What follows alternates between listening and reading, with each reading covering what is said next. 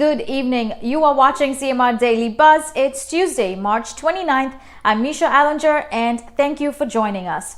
Leading today's headlines are two armed robberies on Eastern Avenue earlier this morning. In the first incident, a man had been approached by a suspect in a vehicle and brandished a firearm at the victim, demanding and snatching jewelry from him.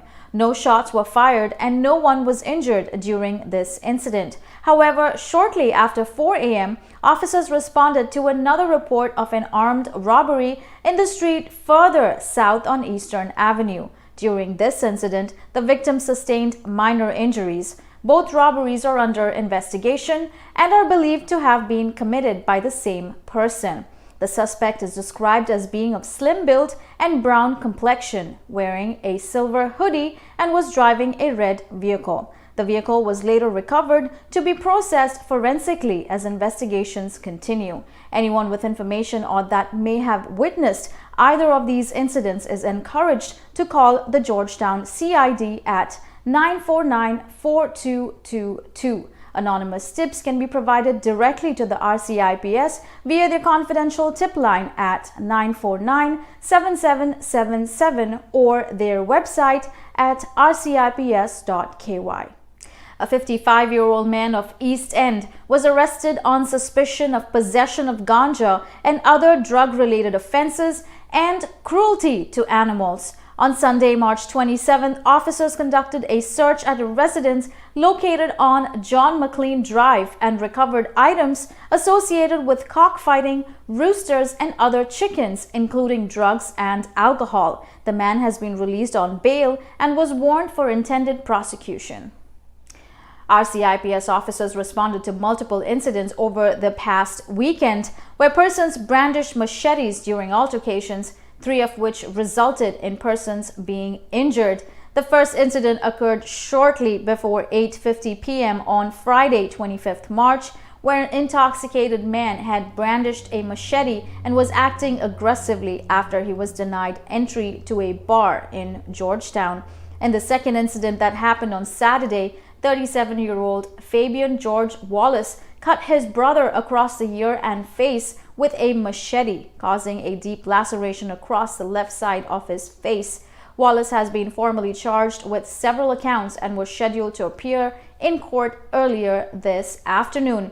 The third incident occurred shortly after midnight on Sunday morning, 27th March, where officers responded to a report of an altercation between two men involving weapons outside a bar on Shedden Road, Georgetown. One of those men sustained a head injury. The Traffic and Roads Policing Unit was officially expanded to include a new unit of 7 police officers on Monday, 28th March. Police Sergeant Joletta Wallingston will lead the unit of 6 constables to meet the needs of road policing in the eastern districts. Inspector Tahal shared in a statement that the increase in the resources was to reduce fatal collisions, serious injuries, and make our roadways safer for all road users. In other police story, 22 police recruits graduated from training to begin operational duty with the RCIPS along with a trainee of the Anti-Corruption Commission. His Excellency the Governor, Mr. Martin Roper, addressed the recruits saying it is wonderful to see so many young Caymanians and of particular note 7 women in this year's graduating cohort, which helps towards greater diversity in our frontline services. Katina Anglin lost the Constitution challenge against the Governor, Martin Roper, in a judgment at the Grand Court delivered on Monday, 28 March 2022. Anglin, the founder of the Christian Association for Civics, had taken the Governor of the Cayman Islands to court after he invoked his powers under Section 81 of the Cayman Islands Constitution to legalize civil partnerships. The Grand Court ruled that the Governor was entitled to exercise his reserved power and enact the Civil Partnership Act 2020. In a COVID update, Public Health reported 92 new COVID-19 positive cases in the Cayman Islands as of 29th March 2022. There are 522 estimated active cases of COVID-19 in the Cayman Islands. 3 patients are currently hospitalized for COVID-related causes, and of these, 2 are unvaccinated. The 7-day rolling average for 29th March is 39. The sister islands also noted 2 new cases since their last report, bringing total cases since the beginning of the pandemic to 654. The Cayman Islands government is reminding the members of the public that all persons over the age of 5 years are required to wear a face covering or mask if they are indoors in a public place and are unable to maintain a distance of 6 feet. Persons visiting healthcare and residential home care facilities, prisons or places of detention, airports, taxis or omnibuses, and any other places specified by the medical officer of health are required to wear a face mask or face covering by law. For more information on wearing masks in the Cayman Islands, visit explore.gov.ky/coronavirus. The Cayman Islands Department of Agriculture wishes to advise the public of its main office closure for a staff training on Wednesday, 30th March, 2 p.m. to 5 p.m.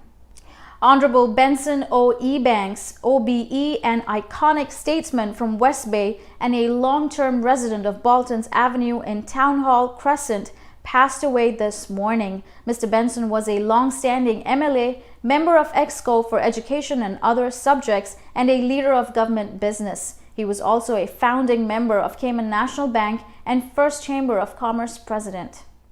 Now over to Kevin Watler for updates on Cayman's evening weather. Thanks, Misha, and good night, Cayman. I'm Kevin Watler, and this is your CMR weather update. It's brought to you by WG Charters.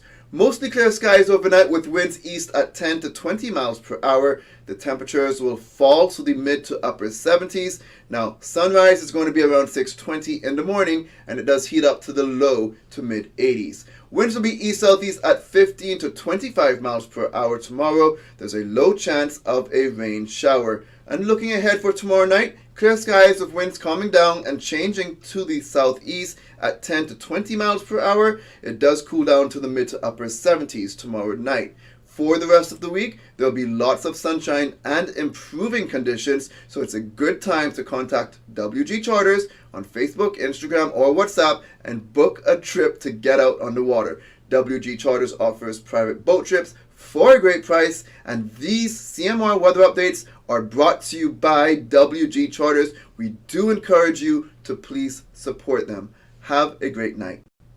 Thank you, Kevin, for those updates. In regional news today, a 60-year-old businesswoman and a community matriarch was shot dead in northern St. Andrew early Monday. She was shot multiple times just meters away from her gate after the close of her business operations. In another tragic incident, a seemingly routine Sunday morning was transformed into a hellish nightmare for a mother of a 13-year-old boy who was fatally stabbed in the neck by his uncle during a dispute on Sunday morning in Clarendon, Jamaica. His uncle, who is believed to be mentally challenged, used a ratchet knife in the stabbing. Moving on to international news, a university rugby player has died after being injured during a match. 20-year-old Maddie Lawrence was playing for the University of the West of England women's second team against the University of Bristol on 9th March when she was injured while being tackled. There will be a minute's applause during the next match at the weekend to remember Maddie. For more in-depth news and headlines, please visit our website, caymanmallroad.com. Thank you for tuning in to CMR Daily Buzz. This is Misha Allinger. Enjoy your evening and stay safe.